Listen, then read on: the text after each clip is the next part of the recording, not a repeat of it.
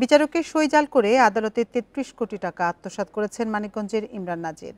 তাকে সহায়তার অভিযোগ উঠেছে জেলা হিসাব রক্ষণ অফিসের কর্মকর্তাদের বিরুদ্ধে। প্রাথমিক তদন্তে আত্মসাতের প্রমাণ মেলায় জজ আদালতের হিসাব সহকারী পদ থেকে বরখাস্ত হন নাজির। তবে অভিযোগ ওঠার পরেই দেশ ছেড়ে দুবাইয়ে চলে গেছেন তিনি। চক্রের ২১ জনের বিরুদ্ধে তদন্ত করছে দুর্নীতি দমন কমিশন।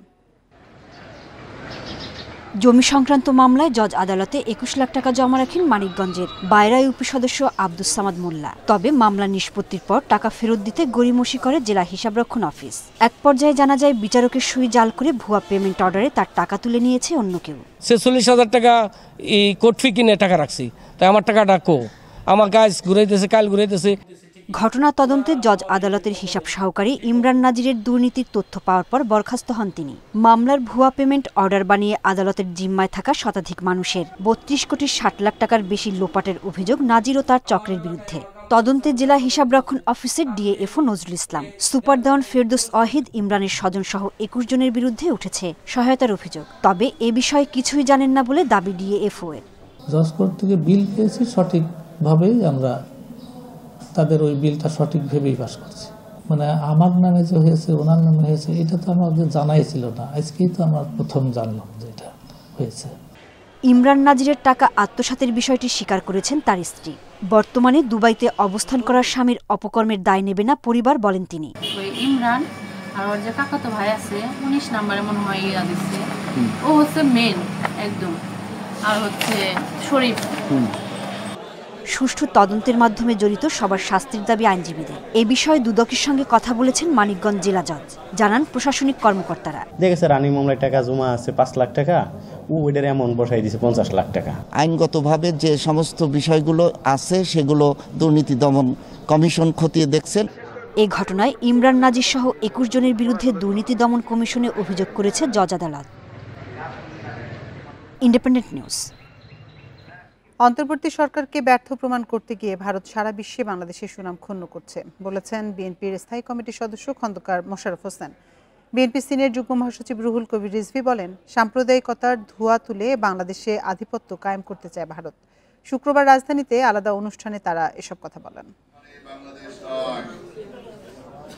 ৬ ডিসেম্বর স্বৈরাচার পতন ও গণতন্ত্র দিবস উপলক্ষে সকালে জাতীয় প্রেস ক্লাবে আলোচনা সভার আয়োজন করে ৯০-এর ডাকসু ও সর্বদলীয় ছাত্র ঐক্য। অনুষ্ঠানে বক্তব্য রাখেন বিএনপির স্থায়ী কমিটির সদস্য খন্দকার মোশাররফ হোসেন সহ বিভিন্ন পর্যায়ের নেতাকর্মীরা। এ সময় তারা বলেন, সব ষড়যন্ত্র ছিন্ন করে আগামীতে সরকার গঠন করবে বিএনপি। দেশ জাতি সার্বভৌমত্ব সহ অন্তর্বর্তী সরকারের বিরুদ্ধে নানা ষড়যন্ত্র শুরু হয়েছে, ঐক্যবদ্ধভাবে এসব মোকাবেলা করতে হবে। অন্তর্বর্তীকালীন সরকারকে আমাদের সহযোগিতা করতে হবে। আজকে ষড়যন্ত্র শুরু হয়েছে, চক্রান্ত শুরু হয়েছে অন্তর্বর্তীকালীন সরকারের বিরুদ্ধে, দেশের বিরুদ্ধে, দেশের মানুষের বিরুদ্ধে, স্বাধীনতার বিরুদ্ধে, সার্বভৌমত্বের বিরুদ্ধে। আজকে দেখা যাচ্ছে ষড়যন্ত্র। তারা পতিত একটি স্বৈরাচারী সরকার, তারা চেষ্টা করবে বাংলাদেশে একটা অশান্তি সৃষ্টির জন্য, আমাদের মধ্যে বিভেদ সৃষ্টি করার জন্য। সেই চেষ্টাগুলো যে করছে আপনারা নিজেরা সকলেই টের পাচ্ছেন। এদিকে বিএনপির সিনিয়র যুগ্ম মহাসচিব রুহুল কবির রিজভী বলেছেন, সাম্প্রদায়িকতার ধোঁয়া তুলে বাংলাদেশে আধিপত্য কায়েম করতে চায় ভারত। আধিপত্যবাদী মনোভাবের কারণে ভারতের সাথে প্রতিবেশী দেশগুলোর সম্পর্ক ভালো নয় বলেও মন্তব্য করেন তিনি। ১৮ কোটি ১৯ কোটি মানুষের এই দেশকে আপনারা চোখ রাঙিয়ে, ভয় দেখিয়ে, মিথ্যা অপপ্রচার, অপতথ্য দিয়ে দাবিয়ে রাখতে পারবেন? কখনোই পারবেন না। হঠাৎ করে আপনাদের কি হলো? আমি পার্শ্ববর্তী দেশের নেতৃবৃন্দকে বলছি যে আপনারা উঠে পড়ে লেগেছেন বাংলাদেশের বিরুদ্ধে অপপ্রচার করতে। আচরণ পরিবর্তন না করলে আগামীতে ভারতের সাথে বাণিজ্য সম্পর্ক টিকিয়ে রাখা কঠিন হবে বলেও মন্তব্য করেন রিজভী। সুলতানা জাহান মিতু, ইন্ডিপেন্ডেন্ট নিউজ, ঢাকা। কোনো দেশের আগ্রাসন সহ্য করা হবে না বলে জানিয়েছেন জামায়াত ইসলামীর আমির ডাক্তার শফিকুর রহমান। কারো অতীত কেমন, বর্তমান কেমন বা ভবিষ্যৎ কেমন হবে সে সিদ্ধান্ত নেওয়ার ক্ষমতা জনগণের। আর জনগণের রায়ে জানতে দ্রুত নির্বাচন দেওয়ার তাগিদ দিয়েছেন জামায়াত ইসলামীর আমির ডাক্তার শফিকুর রহমান। দুপুরে কুমিল্লা টাউন হল মাঠে মহানগর জামায়াতের কর্মী সম্মেলনে তিনি বলেন, নির্বাচনে সবার অংশগ্রহণ নিশ্চিতে সংস্কার প্রয়োজন, তবে যৌক্তিক সময়ের মধ্যে সংস্কার শেষ হতে হবে। সংখ্যালঘুর তকমা লাগিয়ে কিছু মানুষকে ব্যবহার করে একটি পক্ষ রাজনৈতিক স্বার্থ হাসিল করতে চাইছে বলে অভিযোগ করেন শফিকুর রহমান। বলেন, দেশের প্রশ্নে সবাই একজোট। সম্মেলনে কুমিল্লার নামে বিভাগ এবং কুমিল্লা বিমানবন্দর বাস্তবায়নের দাবি জানান জামায়াত নেতাকর্মীরা। আমরা কোনো আগ্রাসন সহ্য করব না। বাংলাদেশের 1 ইঞ্চি জমি আমরা কাউকে ছেড়ে দেব না।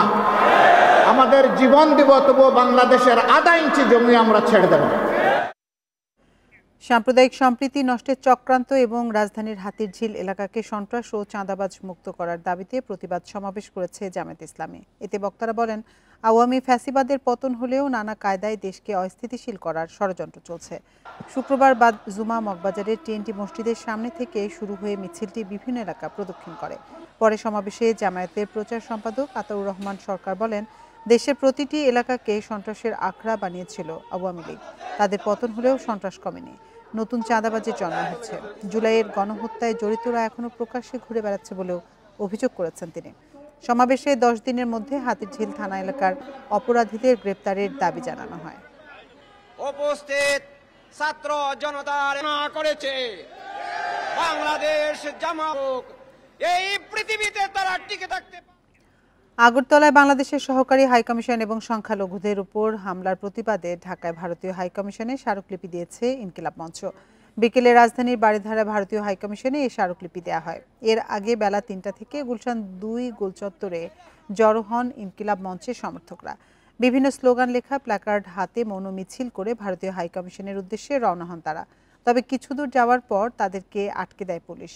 পরে পুলিশের সহায়তায় 3 জন প্রতিনিধি হাইকমিশনে স্মারকলিপি দিতে যান।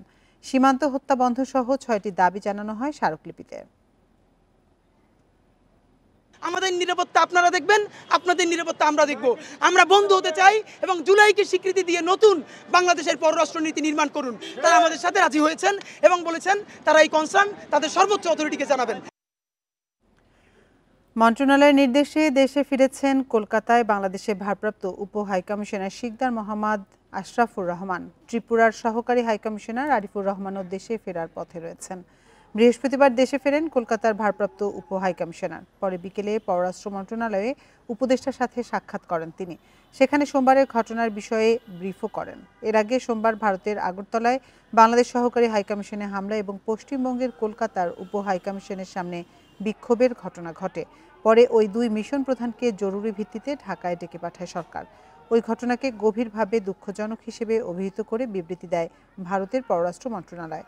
ঢাকা দিল্লির কূটনৈতিক ইতিহাসে এটি প্রথম হামলার ঘটনা।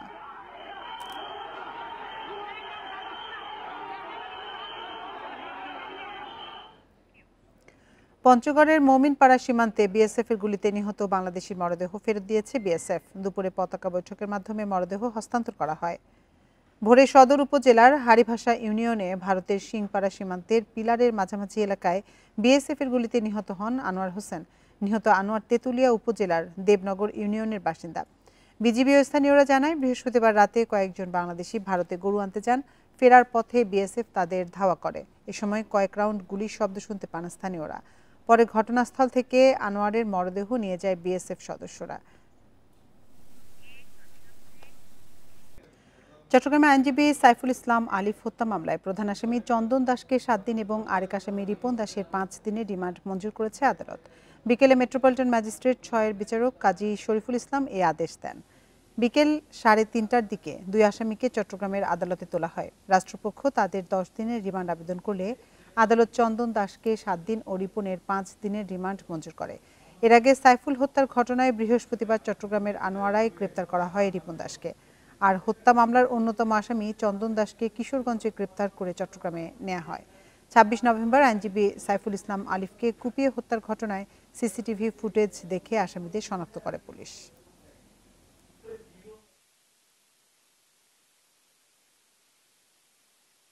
রাষ্ট্রপক্ষ তাদের বিরুদ্ধে 10 দিনের রিমান্ড প্রার্থনা করে এবং মাননীয় আদালত শুনানি অন্তে 10 দিনের মধ্যে আসামি চন্দন দাসকে 7 দিন এবং রিপনকে 5 দিন রিমান্ড মঞ্জুর করে। দেশে ধারাবাহিকভাবে কমছে এফডিআই বা সরাসরি বিদেশি বিনিয়োগ। চলতি অর্থবছরে প্রথম প্রান্তিকে বিনিয়োগ কমেছে 15%। রাজনৈতিক স্থিতিশীলতা না আসলে দেশি বিদেশি বিনিয়োগ আরও কমে যাওয়ার আশঙ্কা করছেন ব্যবসায়ীরা। এজন্য ব্যবসার পরিবেশ তৈরি ও আস্থা অর্জন করাই এখন বড় চ্যালেঞ্জ বলে মনে করেন তারা। গত কয়েক বছর ধরেই দেশের অর্থনীতি নানা সংকটের মধ্য দিয়ে যাচ্ছে। গেল আগস্টে অন্তর্বর্তী সরকার দায়িত্ব নেয়ার পর থেকেই প্রথমেই ধাক্কা খায় দেশের প্রধান রপ্তানি খাত তৈরি পোশাক। দুর্বৃত্তের হামলা ও শ্রমিক অসন্তোষে অনেকটাই স্থবির হয়ে যায় উৎপাদন। এমন পরিস্থিতিতে বিনিয়োগে স্থবিরতার আশঙ্কা করছেন সরকারের নীতি নির্ধারকরা। বিনিয়োগের একটা স্থবিরতা চলছে, অস্থিরতার কারণে, অনিশ্চয়তার কারণে, রাজনৈতিক অনিশ্চয়তার কারণে। ভাটা পড়েছে বিদেশি বিনিয়োগেও। চলতি অর্থবছরের জুলাই সেপ্টেম্বরে নিট এফডিআই বা সরাসরি বিদেশি বিনিয়োগ এসেছে $30 কোটি। গত অর্থবছরের একই সময়ে যা ছিল $35 কোটি 30 লাখ, অর্থাৎ 3 মাসে এফডিআই কমেছে 15%। নতুন বিনিয়োগ আসবে না এই মুহূর্তে 3 মাসে, কারণ সবাই তো চিন্তা করবে এটা কি হচ্ছে বাংলাদেশের পলিসিগত কি চেঞ্জ হবে, নতুন সরকার আসলে ওটা থাকবে কি থাকবে না, তো ওই আনসার্টিনিটি থাকবে। ইমিডিয়েটলি সমস্ত কিছু পরিবর্তন হবে না। দেশের সরাসরি বিদেশি বিনিয়োগ আকৃষ্ট করতে গড়ে তোলা 100টি অর্থনৈতিক অঞ্চলেও কাঙ্ক্ষিত বিদেশি বিনিয়োগ আসছে না। ব্যবসায়ীরা বলছেন, সেবার পরিধি বাড়ানো এবং অবকাঠামোগত উন্নয়ন নিশ্চিত করা না গেলে কাঙ্ক্ষিত বিনিয়োগ আসবে না। ওর তো প্রফিট করবো, টাকা নিয়েও যেতে হবে, তো ওর ওই কনফিডেন্সটা প্রয়োজন। তো আমাদের একটা বড় কাজ হচ্ছে দেশের বিশ্বাসযোগ্যতা বাড়ানো। আমরা যতই বিশ্বাসযোগ্যতা বাড়াতে পারবো, আমরা হুট করে পলিসি চেঞ্জ করব না। ইউটিলিটি যে সুবিধাগুলো আছে, বিশেষ করে এখানে যে বিদ্যুৎ, আমরা গ্যাস, অবকাঠামো, এই কাজগুলো কিন্তু বেশ ভালো অবস্থানে আছে। তো আমার মনে হয় যে আমাদের যে 5টি ইকোনমিক জোন এখন প্রস্তুত আছে, এখানে বিনিয়োগকারীরা, বিশেষ করে দেশি এবং বিদেশি বিনিয়োগকারী, তারা এখন আসতে পারে। বিভিন্ন গবেষণা সংস্থার তথ্য মতে দেশের এফডিআই এখনও জিডিপির 1% কম। উন্নত দেশের লক্ষ্য পূরণের যা আরও বাড়াতে হবে। এজন্য রাজনৈতিক স্থিতিশীলতার পাশাপাশি নীতি সহায়তা বাড়ানোর তাগিদ বিশ্লেষকদের। তৌহিদ রানা, ইন্ডিপেন্ডেন্ট নিউজ, ঢাকা। চিকিৎসা নিতে গিয়ে বছরে 50,000 কোটি টাকার বেশি ভারতে চলে যায়। তবে সম্প্রতি সে দেশের মেডিকেল ভিসা প্রায় বন্ধ। একে দেশের স্বাস্থ্য খাতের বিকাশের সুযোগ হিসেবে দেখছেন বিশেষজ্ঞরা। এই সুযোগ কাজে লাগাতে পারলে দেশেই থাকবে বিপুল পরিমাণ টাকা। পাশাপাশি চিকিৎসায় বিদেশমুখিতা কমাতে স্বাস্থ্যসেবার মান বাড়ানোর তাগিদ সংশ্লিষ্টদের। চিকিৎসার জন্য বাংলাদেশ থেকে প্রতি বছর বিশ্বের বিভিন্ন দেশে যায় কয়েক লাখ মানুষ। তবে বেশিরভাগেরই গন্তব্য ভারত। আওয়ামী লীগ সরকারের পতনের পর সীমিত হয়েছে ভারতের মেডিকেল ভিসা। গুরুতর রোগীরাও ভিসা পাচ্ছেন না। এতে থাইল্যান্ড ও সিঙ্গাপুরে যাওয়ার হার বেড়েছে। ক্যান্সার, হৃদরোগ, কিডনি রোগ, লিভারের নানা সমস্যা সহ প্রায় 12 ধরনের রোগের চিকিৎসা নিতে ভারতে যাওয়ার হার বেশি। বিশেষজ্ঞরা বলছেন, নির্ভুল রোগ নির্ণয়, স্বাস্থ্যসেবা কর্মীদের আচরণ পরিবর্তন, দুর্নীতি কমানো সহ দেশেই বিশ্বমানের সেবা নিশ্চিত করতে হবে। দেশের থেকে সেবা নিয়ে তারা যদি সন্তুষ্ট হয়ে যায়, তাহলে হয়তো তারা একসময় আর বিদেশমুখী হবেই না এবং দেশের ইনফ্রাস্ট্রাকচারটা গড়ে উঠলো। এইটা একটা বড় কাজ হবে। তাহলে এই জায়গায় আমার মনে হয় যে সরকারের তরফ থেকে একটা আলোচনা দরকার এবং বেসরকারি হসপিটাল মালিক, ডায়াগনস্টিক সেন্টার যারা আছে, তাদেরকে এই সুযোগটা কিন্তু কাজে লাগানোর দরকার। দেশের সরকারি হাসপাতালে অব্যবস্থাপনা, কম জনবল এবং বেসরকারি খাতের অতি মুনাফার মানসিকতার অভিযোগ পুরনো। এসব সংকটের সমাধান না হলে বিদেশমুখী রোগীরা পড়তে পারেন ক্ষতির মুখে। প্রাইভেট সেক্টরে তো ভিড় তো আর পাবলিক সেক্টরের মতো না, কিন্তু প্রাইভেট সেক্টরে যে অর্থ রোগী প্রদান করে তার পরিমাণে সেবা পায় কিনা সেটা তো প্রশ্নবিদ্ধ রয়েছে। তার মান সম্পর্কে প্রশ্নবিদ্ধ রয়েছে, বিশেষ করে ব্যবহার সম্পর্কে প্রশ্নবিদ্ধ রয়েছে। তবে স্বাস্থ্য বিভাগ বলছে, দেশের অনেক প্রতিষ্ঠানে বিশ্বমানের চিকিৎসা হয়। আস্থা সংকটের কারণ নেই। যে ভারতের থেকে আমার চিকিৎসা সেবা কোনো অবস্থাতেই কম না। যেসব রোগী আমরা ভারতে যাই, আমরা আশা করে ফিডব্যাক নেই যে তারা কি চিকিৎসা দিল, আমরা কি দিয়েছি, আমি খুব একটা পার্থক্য পাই না। বিশ্বমানের চিকিৎসা সেবা নিশ্চিতে রাজধানীর শাহবাগে নির্মাণ করা হয়েছে সুপার স্পেশালাইজড হাসপাতাল। দুর্নীতি আর অব্যবস্থাপনায় অধরা থেকে গেছে সেই স্বপ্ন। Hasan Misbah, independent news, Dhaka. প্রায় এক যুগের ব্যবধানে জাহাঙ্গীরনগর বিশ্ববিদ্যালয় এলাকা থেকে হারিয়ে গেছে 28 প্রজাতির প্রজাপতি। ক্যাম্পাস জুড়ে অপরিকল্পিত ভবন নির্মাণ, পরিবেশ দূষণ ও প্রজাপতির বাসস্থান ধ্বংসের প্রভাবকে দায়ী করছেন গবেষকরা। জীববৈচিত্র্য রক্ষায় মহাপরিকল্পনা প্রণয়ন ও বাস্তবায়নের তাগিদ দেন তারা। শুক্রবার প্রজাপতি মেলা উদ্বোধনে এ কথা জানান আয়োজকরা।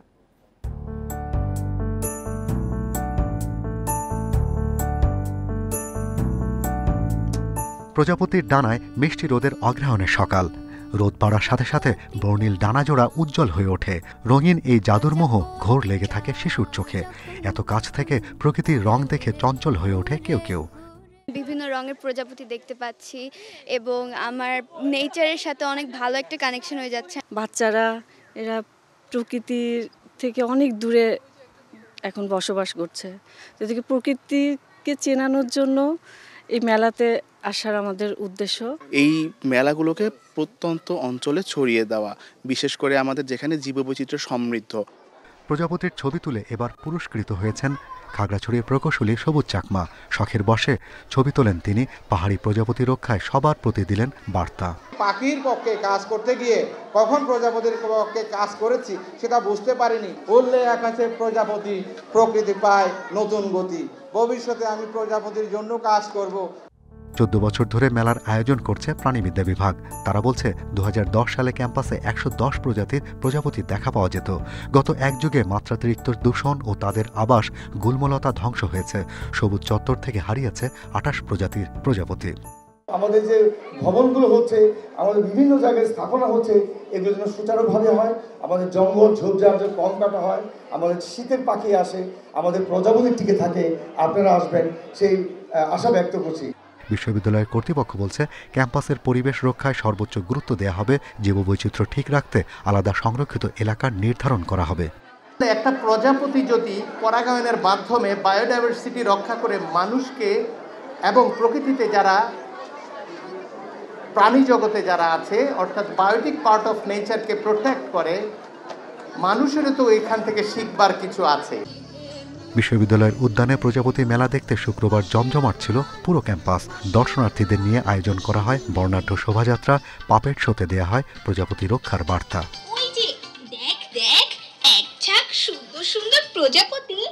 Shahriar Anirban, independent news, Dhaka. ছুটির দিনেও বিশ্বের সবচেয়ে দূষিত শহরের তালিকার শীর্ষে ঢাকা। সুইজারল্যান্ড ভিত্তিক প্রতিষ্ঠান আইকিউয়ারের তথ্যানুসারে বেলা 11:30টার দিকে ঢাকার স্কোর ছিল 248। এ মানকে খুব অস্বাস্থ্যকর হিসেবে বিবেচনা করা হয়। তালিকায় দূষণের দিক দিয়ে দ্বিতীয় ও তৃতীয় অবস্থানে পাকিস্তানের লাহোর ও ভারতের দিল্লি। এছাড়া চীনের সাংহাই 5 ও ভারতের কলকাতা 6 নম্বরে রয়েছে। বিশ্বের 126টি দেশের মধ্যে সবচেয়ে কম দূষিত শহর হিসেবে শীর্ষে রয়েছে যুক্তরাষ্ট্রের ডেট্রয়েট, যার স্কোর 14। এর পরের অবস্থানে রয়েছে কানাডার মন্ট্রিয়ল ও নরওয়ের অস্লো শহর। সাধারণত স্কোর 0 থেকে 50-এর মধ্যে থাকলে বায়ুর মান ভালো বলে বিবেচিত হয়। আর এই ছিল সংবাদ সন্ধ্যার আজকের আয়োজন। এতক্ষণ সাথে থাকার জন্য ধন্যবাদ সবাইকে।